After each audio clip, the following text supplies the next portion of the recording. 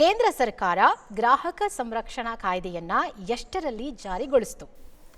ಮತ್ತೊಮ್ಮೆ ಪ್ರಶ್ನೆ, ಕೇಂದ್ರ ಸರ್ಕಾರ ಗ್ರಾಹಕ ಸಂರಕ್ಷಣಾ ಕಾಯ್ದೆಯನ್ನ ಎಷ್ಟರಲ್ಲಿ ಜಾರಿಗೊಳಿಸಿತು? ನಿಮ್ಮ ಆಯ್ಕೆಗಳು ಹೇಗಿದೆ? ಆಯ್ಕೆ ನಂಬರ್ 1 1982, ಆಯ್ಕೆ ನಂಬರ್ 2 1984, ಆಯ್ಕೆ ನಂಬರ್ 3 1986, ಆಯ್ಕೆ ನಂಬರ್ 4 1987.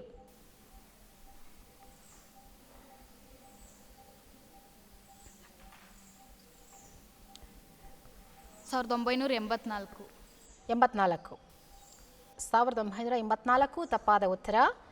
ನಿಮ್ಮ ಪ್ರಶ್ನೆಯನ್ನು ಮೊದಲ ತಂಡಕ್ಕೆ ಪಾಸ್ ಮಾಡಿ. ನಮ್ಮ ಮೊದಲ ತಂಡಕ್ಕೆ 20ನೆಯ ಪ್ರಶ್ನೆ, ಕೇಂದ್ರ ಸರ್ಕಾರ ಗ್ರಾಹಕ ಸಂರಕ್ಷಣಾ ಕಾಯ್ದೆಯನ್ನು ಎಷ್ಟರಲ್ಲಿ ಜಾರಿಗೊಳಿಸಿತು? ನಿಮ್ಮ ಆಯ್ಕೆಗಳು ಹೇಗಿದೆ?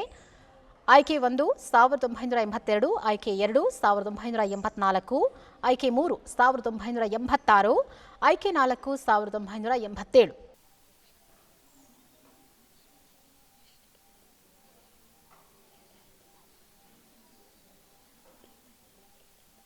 ಯೋಚನೆ ಮಾಡಿ ಉತ್ತರ ಕೊಡಿ.